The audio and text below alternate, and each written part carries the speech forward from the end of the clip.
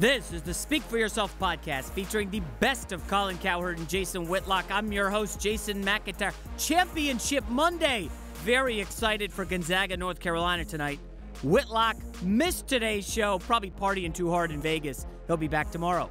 Patrick Ewing just got a new job, and Fox Sports NBA analyst Chris Broussard warns us that Chris Mullin did not work out at St. John's. There's no telling if Patrick Ewing will at Georgetown. USC basketball coach Andy Enfield joins the show and tells you why Gonzaga is just as talented as North Carolina. Also, is it more likely now than ever that the Cowboys will trade Tony Romo?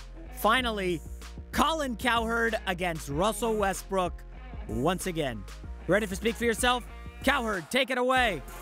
All right, welcome to the show. Coming up, I'll tell you why I love LeBron's latest outburst, and a major college basketball coach will tell you who wins the title tonight. Speak for yourself. We are loaded. Starts right now on a Monday. Now, Whitlock's in Vegas. He is our correspondent who won't actually appear on the show.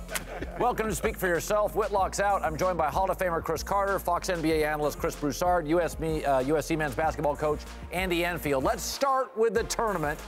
When we get off this set, we're racing home to watch it. Tonight's a matchup. UNC and Gonzaga. Features two coaches with a lot on the line. A win would give Roy Williams his third title, more than mentor Dean Smith, and would make him just the sixth coach all-time to win three, while Gonzaga could become the first mid-major to win a title since UNLV in 1990. I covered that team, helping Mark Few cement his school's reputation as a national power. Chris, let's start with you. Roy or Mark Few? More pressure tonight on who? Well, there's more pressure on Roy, but I think there's more people cheering for Mark Few. And the reason why is because if you look at college basketball where it is now, the bottom is closer to the top. Right. With the one and dones and the way the systems are and the way coaches are coaching up players. So the mid-majors and coaches like Mark, who are able to keep guys there 4 or 5 years, maybe get a transfer or two, get a international player or three. Yeah, they got 3 this year. But they've been doing that for a long time. So that model in college basketball, I believe, is going to be the prototype over the next 10 years. Yes, you're going to always have the 5-star recruit. You're going to always have, they're going to always make room for the one and dones. But programs like Mark, so yes, the pressure is on the Tar Heels. We know that. But so many people are cheering for Gonzaga because of the mid-major and how they've been doing this consistently for the last 19 Andy, years. who would you rather be? Would you the traditional power? And I'm not talking for a 10-year period, because most coaches would say I'd rather be Duke's coach than Butler's. But tonight, which coach is to you in a unique situation? Well, I think Roy is, because they lost the national title last year at the buzzer. So at Carolina, you expect to win national championships. So to go 2 years in a row and not win it for 2 years in a row, I think is a lot of pressure. Now, it's great to be Mark Few and Gonzaga because they've never been there before. So if they win, great. But I think Chris had a good point. Everyone's rooting for Gonzaga, but I think there's more pressure right now on the Tar Heels. It's interesting. Brad Stevens got to this game a couple of times, lost, and then got a job upgrade to the Celtics. Like, I sort of feel like the way the narrative is, if you're Mark Few, you really go in with house money tonight. Like, that, to me, Brad Stevens, just getting there, the Boston Celtics said, we'll take that guy. Calipari, Roy Williams lose a game like this, their fan base goes nuts. I don't disagree with any of you guys. I have to find something to disagree with. That hat. I disagree with that hat. All right. As far as the subject matter, though, look, not just tonight for Mark Few. I think going forward, and even in the past, he is the best of both worlds. Most people view them as a mid-major. So anything you do deep in the tournament is gravy. It's like, wow, he got to the Sweet 16 again. He got to the Elite 8 or the Final 4. You don't have the pressure to win it, yet you've been so good that you kind of have the panache of a major power now. So you can maybe get top recruits there. I know they haven't got a ton of them yet, but you're known now. You're Gonzaga. You're known you can get those guys. I would argue when Duke played Butler or UConn, Duke and UConn had the better players. Yes. I would argue Gonzaga's roster, could it be better than Carolina's tonight?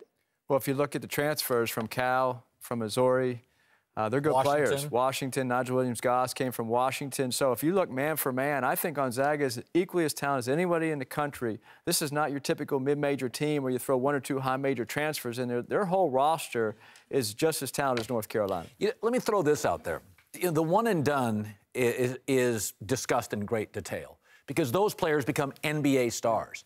But I do wonder if a Gonzaga, like it wins tonight, is it a little bit of shot across the bow of, this one and done thing?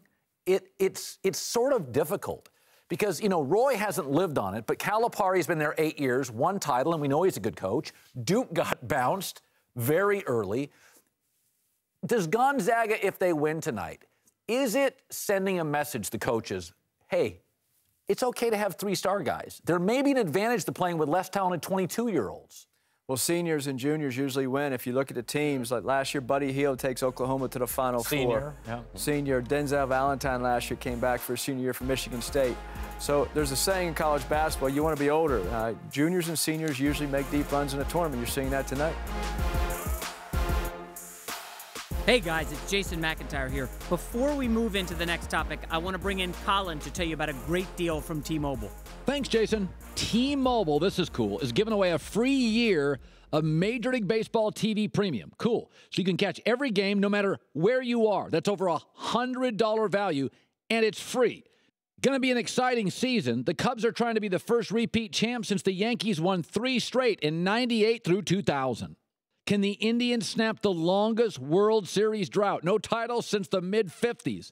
Can Bryce Harper regain his MVP form from 2 years ago? Can the Dodgers finally win a big playoff series? Here's what you need to do. Make T-Mobile your phone provider, then download the T-Mobile Tuesdays app, and on April 4th, you're going to get a free year of MLB.TV Premium. How cool is that? Now, some legal disclaimers here. The top 3% of data users may notice reduced speeds. Also, you must activate the HD feature. Otherwise, video typically streams at 480p. Web-enabled mobile devices and qualifying service required. And Major League Baseball trademarks used with permission. Remember, April 4th, get your free year of MLB.TV Premium through the T-Mobile Tuesdays app. Or go to T-Mobile.com/MLB. Thanks, Colin. Again, that's T-Mobile on April 4th. As I live in Los Angeles now, but I know I can catch all my favorite Yankees and Mets games. Blackouts and other restrictions apply. See terms of use for details. Now back to the show. All right, now to our nation's capital where Georgetown has just hired its biggest former star, Patrick Ewing. He's the new head basketball coach. Ewing led the Hoyas to their only national title in '84. But after a Hall of Fame pro career, he hasn't been able to land an NBA coaching gig, the one he's been looking for. So, Chris, is it the right move to hire Patrick Ewing as Georgetown's head coach?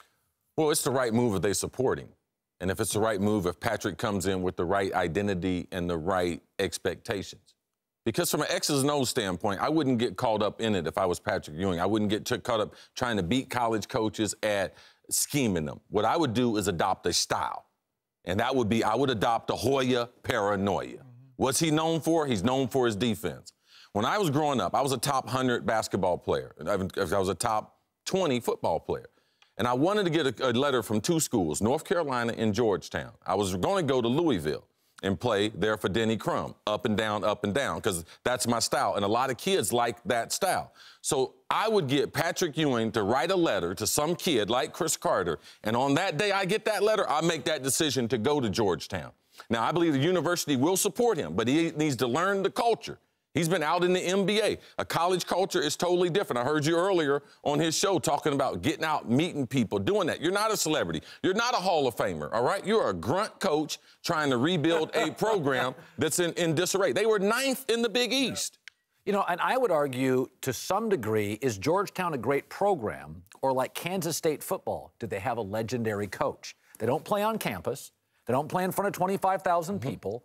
They don't have this big football program to glean some glamour off of. So John Thompson's a legend. His son was solid, not great. Is the program great, or did Bill Snyder do this with Kansas State football? He's great. Yes. He left for an hour. The program went down. Is it a great program? I think it was under Thompson. I mean, he was there long enough where they were a national power, period. Now, his son, like you said, he was solid, had a few good years, but overall couldn't maintain that. Look, I'm not going to kill this hire. We all like Patrick Ewing. In the NBA, was an assistant 15 years. Stan Van Gundy, Jeff Van Gundy, Steve Clifford. So he's paid his dues. But I have my doubts. You know, we look at Chris Mullin. I thought that was a great move, him going to St. John's. He's, you know, was a superstar there, NBA Hall of Famer, can tell these kids what it takes to get to the next level, which is what they all want. Obviously, Ewing can do the same thing. But Mullin is 22 and 43 in 2 years at St. John's, and they were coming off a tournament appearance when he went there. So I have my doubts. And also, don't forget the academic restrictions at Georgetown. You just can't slide any kid into Georgetown. You know, you have some strong requirements in the classroom they require academically for a kid to be admitted there. So a coach goes to college. Advantages and disadvantages. Well, I was an assistant coach in the NBA for 2 teams, and then I went to college. So the NBA to college are 2 different sports. The NBA, you have no control over your roster, but players win games. So I think Patrick, when he's smart enough to understand, because he was an NBA coach and player for so long, players win games. So he's going to have to learn how to recruit at the collegiate level. It's totally different because in college you have now control over your roster. You'll go and recruit who you want, and you have the academics to worry about at a place like Georgetown. But there has to be a sales job now of the future of Georgetown basketball, and I've always loved Patrick myself, so I think he'll do a wonderful job. Your first recruiting class when you controlled was Florida Gulf Coast. That was yours. So Chris just talked about, and I really agree with this, you have to create a culture, a vibe. Your teams at Florida Gulf Coast, up and down, length, steals, running, very hyper-aggressive. So how do you do that? How do you go to Georgetown and create your own culture? Well, as Chris said about the defense, Florida Gulf Coast, we averaged over 9 steals a game when we made that Sweet 16 run, and we had over 10 in both tournament games we won. USC, we led the Pac-12 in steals again this year. So we like size and length, the athleticism, really get after defense. So we were top 15 in the nation in block shots this year to help propel us to some school record 26 wins at USC. So the athleticism, the size, the length, but then you also have to have some skill in the offensive end. You have to be able to pass, shoot, and dribble to have a complete team. You know, it's interesting. We all grew up. I mean, we're all kind of close. I'm the oldest guy, but not by that much. I grew up with the Big East. I loved the Big East. I grew up in Seattle. I didn't watch the Pac-12. I watched the Big East. Now it's been dismantled. I got Syracuse down in ACC. Villanova stayed. When I say to you, Chris Carter, Georgetown basketball, do you think top 20 program? No, definitely not. I don't either. Do you? Not right now, but I think they're right there. They can get there. I think Ewing can do it. He's going to have to play off his reputation, and in the living room, he's going to have to be great. Now, we'll see if he can do that. And also a key, as Andy knows, hiring his staff. Coming from the NBA to the college basketball, he's going to have a great staff and a lot of guys that understand the college game. It is going to help him. He's leaving immediately, so he can get right on the recruiting trail and get right into the culture and let them know that I'm here now. I'm not an NBA great anymore. I'm not an NBA coach anymore. I'm right here on the ground, boots on the ground. Let's get to work.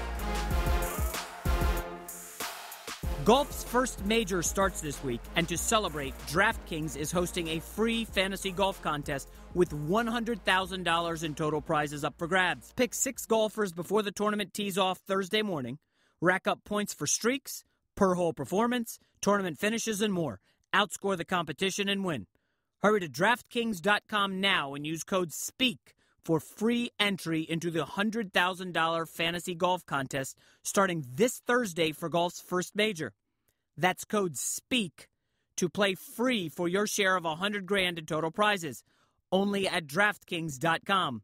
Eligibility restrictions may apply. See DraftKings.com for details. All right, welcome back. Chris Carter, the Hall of Famer, Chris Broussard, both back, now joined by Super Bowl champ, longtime radio host Eric Davis. Let's move to the association, where the Cavs got a double overtime win against Indiana. That offense is clicking, baby, but not before LeBron and Tristan Thompson got into an ugly shouting match, with LeBron calling out Thompson over a blown defense. LeBron apologized for the incident after the game. You know, I got to do a better job of not, showing up my teammates out on the floor. You know, I had the right intentions in my mind, but I had the wrong intentions, you know, came out of my mouth. So I take full responsibility for that as leader of the team. So, you know, I can be a lot better than be able to keep that in-house, you know, in the locker room and when we're watching film. So we family. We're family. A little miscommunication in the huddle. Move forward. Move forward. We family. Got each other's back always. Move forward. Was the frustration just from the coverage on George? Obviously, that was an extreme challenge. I'm not going to get into it. Like I said, miscommunication. Move forward. It is what it is. Got the win on Orlando. All right, Chris, bad look for LeBron? It's not a bad look for LeBron because what actually happened happens hundreds of times in competition. And actually, I thought it was great for him because he had someone on his roster check him when he was wrong. Yes. Now, LeBron's a basketball genius, but we're not always right. So you have to have people that can approach you. That's when superstars or leaders, they get into problems when you don't have someone like Tristan who knows something's wrong and they don't say anything. And eventually it goes on, and then they become resentful because no one says anything to the big star when he does something wrong. So the team starts to become resentful. The coaching staff starts to become resentful. So this is the way to resolve it. And LeBron was big enough to say, I had the right intentions, didn't go about it the right way. And I know myself, I made that mistake many a times. I really wanted to do the right thing, but what was in my mind came out of my mouth. It was totally different. So that's being mature about it. And also, this is a brotherhood. This is a family. And LeBron's the big brother. It don't mean that the big brother has to always be right. Well, and as you know, wearing that hat, pimping ain't easy. LeBron's the one in charge. Well, that's what he's the one in charge. Whitlock called off. So I was going to Wally pimp him, so we Wally pimped him. There it is. And, you know, so with the hat and as the man in charge, LeBron is going to do that. Everyone views him as the coach, the GM. So he's going to call out something when he sees that is wrong. But I love the fact that someone on that team said, look, I got this. You need to get yours straight. That's what you need on a team. You have to have the other guys willing to stand up, do what they're supposed to do, speak out when everyone is not getting something done. That's what makes a team. You have to be willing to do that. Quick story, Ronnie Lott, my rookie year, I blew a coverage. He went off on me on the sideline. I went off on him. A player came up to me and said, you know, let Ronnie do that. He always goes off on you like that. I said, no, we'll go off on each other. He'll go off on you, but Ronnie and I'll go off on each other. It changed the relationship, the scope, and how you play as a person. You feel free to play. I like what Thompson did. Listen, there's never been a therapist, there's never been a marriage counselor that's ever said, keep that stuff bottled in. Don't have conflict. Be passive-aggressive. In the end, this is relationships. Tristan and LeBron, I think they're represented by the same group of guys. Yes. Okay, this is a relationship. Families fight. Kids fight. Brothers, sisters. What bothers me, I think Aaron Rodgers is great, but I've criticized him before. He'll point a finger, roll an eye, go to the sideline, sit by himself, and do this. And it's like, no, we have a piece of video.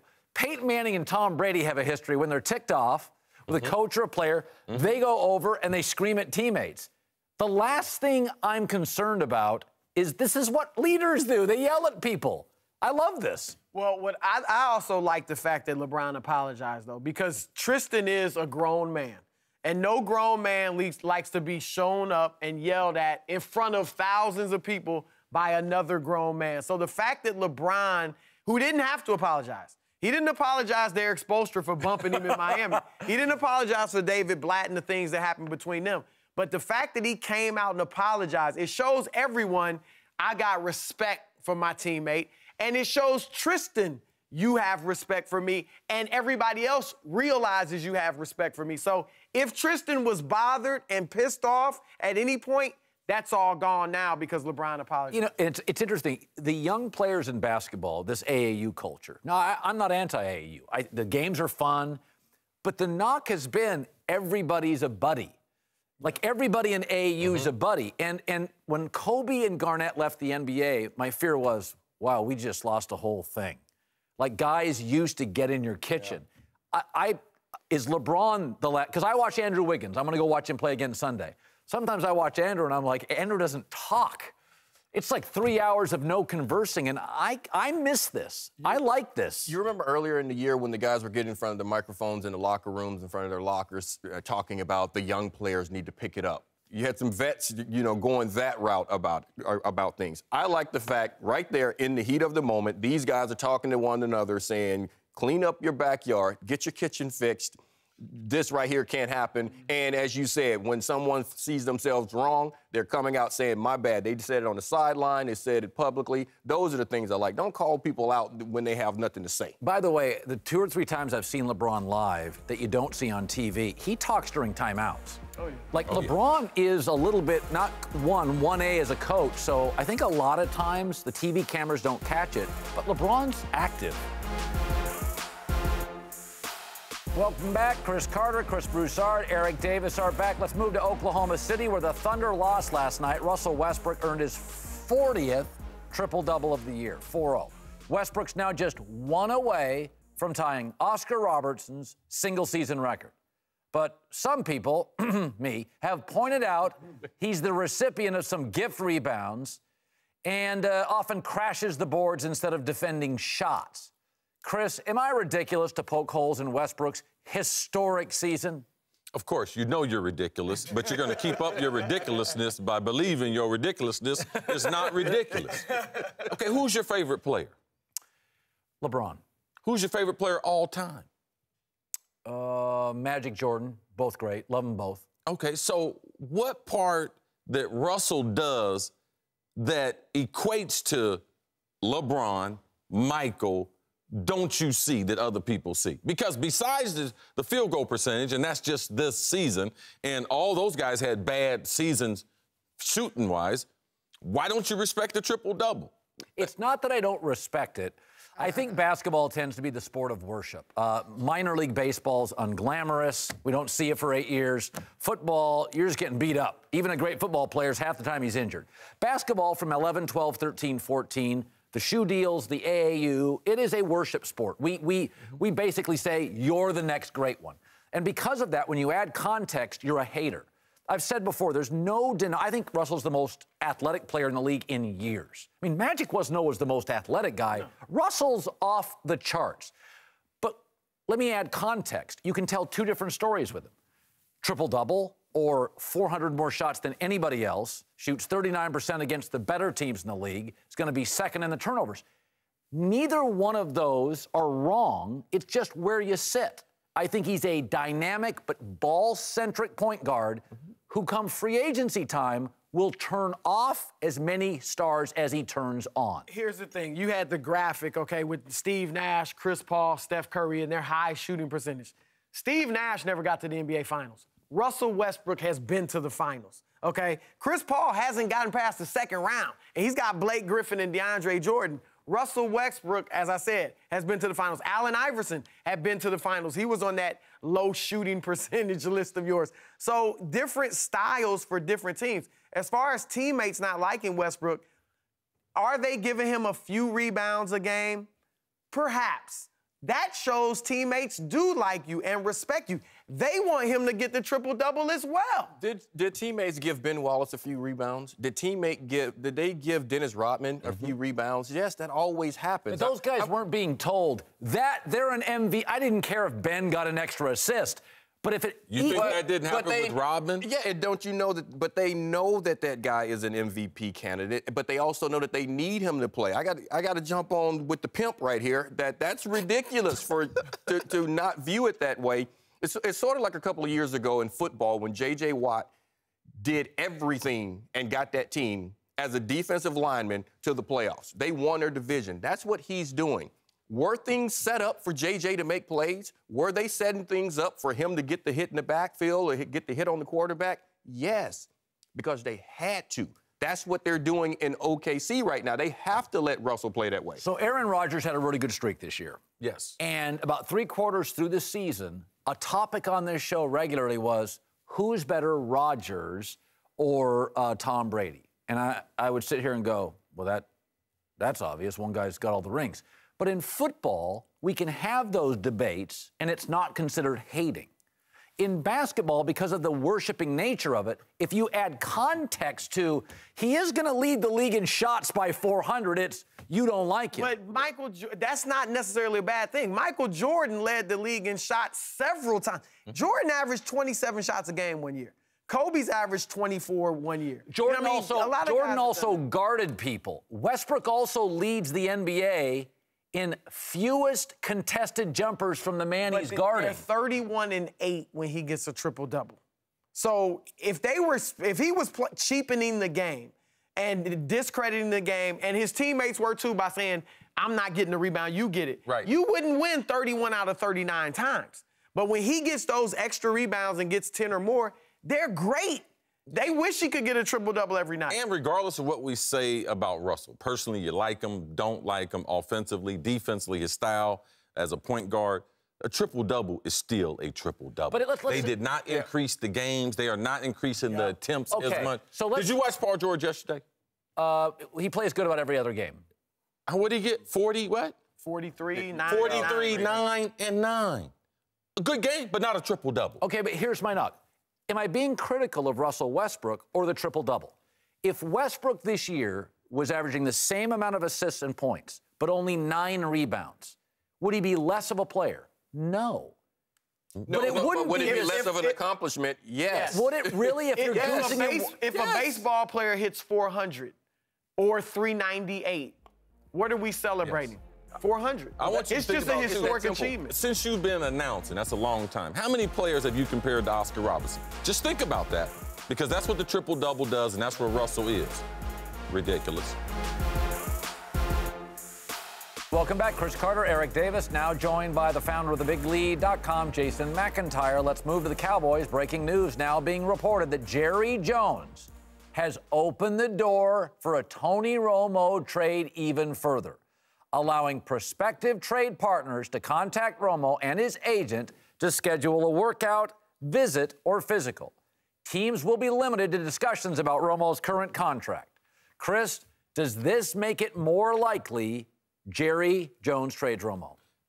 No, Jerry's backwards. This is where they should have been from the beginning. Okay? Now Jerry's saying, okay, teams can interview him. All 31 teams, other teams can interview him. Well, that's the reason why we want him to interview him now, because they haven't called interested in Tony Romo. There's really only 2 teams at the top, right? Denver and Houston. Houston already got rid of Osweiler, which also made Jerry renege on what he told Tony Romo privately. So we're just going about this thing backwards. This is where they should have been at the beginning. At the beginning of free agency, he should have given him permission to talk to all the other 31 teams to find a trade suitor for him. I want to roll a piece of tape from Friday because it struck me when I saw this. Jason Garrett had stayed out of this, but Jason Garrett said this at the NFL meetings, and I thought, if I was Tony Romo, these are the 3 things I wouldn't want you to bring up, and his coach did. Let's play the tape.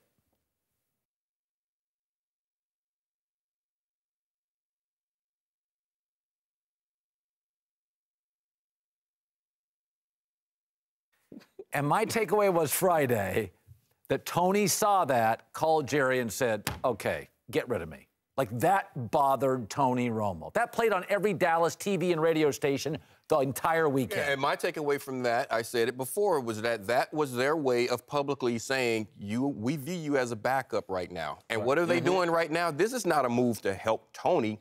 Chris just said it. This is how they could have started this in the first place. What they're doing right now, guess what, Tony? We see you as a backup, and I keep saying this, the best thing for the Cowboys is to keep him. We're going to let you talk to everybody. You can see what's out there, because we've already been fielding calls. We already know who wants you, because they've contacted us. They couldn't contact you, but they could call me. Guess what? You get to go see, and then we'll talk about this again. That's what they're doing. I might be the only guy loving what Jerry Jones is doing here. I think this is a high-stakes game of poker. He's a businessman who doesn't want to lose. They played the announcing card. Hey, maybe Tony Romo retires and goes to be an announcer. Nobody bid on that. He's waiting for Houston to come in with that 3rd-round pick, that 4th-round pick. It's just not happening. So this is his last thing. Hey, Tony, go talk to everybody. I don't see it happening, but I applaud Jerry's efforts to try to not have to just eat the contract. Do you think Jerry knows what he's doing or doesn't? Well, knows what he's doing is a relative term. Does he get it right in the end, which means he gets a draft pick? That's getting it right. And if he can avoid them going to Denver or going to Houston, that would be another thing, because you have to look at all the opposition. You just can't look in the NFC. If I get to the Super Bowl, I don't want to face Tony Romo again. Like, I'm not trying to accommodate him like that. Wouldn't it be a great win if he pulled off a draft pick for Tony Romo at that salary? If he pulls this off, Jerry Jones needs to be applauded big time. You know, it's funny. We're talking about from Kaepernick to Jay Cutler, who's getting offers. It seems to me if I was I think Denver's made to order for Romo because Elway has the power. He is so respected that he could give away a fifth-round pick. Romo gets hurt, and people say, well, John knows what he's... Is he surviving against Von Miller? But not Von Miller, Khalil Mack twice, Joey Bosa. No, but my question is, Belichick and Elway could get in New England doesn't need him. Is the argument this? The reason Romo's not leaving is because outside of Elway, let's say Belichick doesn't need him. Outside of Elway, that if you took him and he got hurt, that Houston GM could lose a job over that. Yes. Now, but also, this is the other thing I think everyone's overlooking. It's the assumption that they only want a fifth-round pick. If you are Denver or Houston, and we are sitting here saying if they get Tony Romo, they had a shot at a title. Jerry's like, I'm giving you a shot at a title. It's going to cost you more than a fifth-rounder. That could be a part of it, too, which is why he wants to see what are they willing to do. You always go with Tom Savage as your quarterback in Houston. Good luck with that. That's what Jerry Jones will say. This is the Speak for Yourself podcast featuring the best of Colin Cowherd and Jason Whitlock. I'm your host, Jason McIntyre. Remember, catch the show on SoundCloud, on YouTube. We're on Sirius. We're on Facebook. We are everywhere, literally. If you are connected to anything, we're there. Enjoy the game tonight. I like Gonzaga. As I said on the show, the Vegas line has come down. That's not Joe Public betting on Gonzaga. That's big money. Gonzaga has the advanced stats in their favor. The big money's in their favor. I like Gonzaga to cut down the nets. And online, I'm going to get hammered because I've been bagging on Gonzaga all season. Can't wait. See you tomorrow.